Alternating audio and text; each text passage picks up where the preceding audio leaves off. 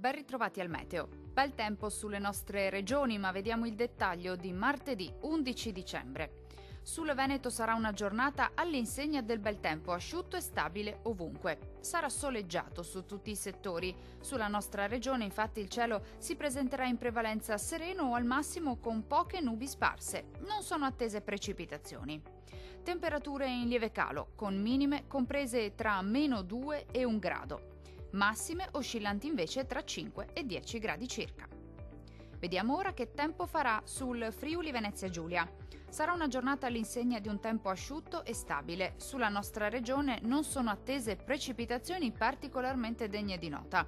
Ampio soleggiamento dunque un po' su tutti i settori, tuttavia con qualche innocuo addensamento. Temperature in diminuzione, minime tra lo 0 e 1 grado. Valori massimi compresi invece tra 7 e 9 gradi. Vediamo infine la situazione meteorologica del Trentino Alto Adige.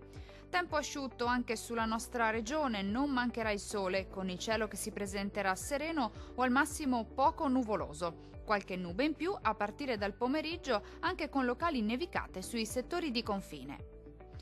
Temperature minime tra -1 e 0 gradi.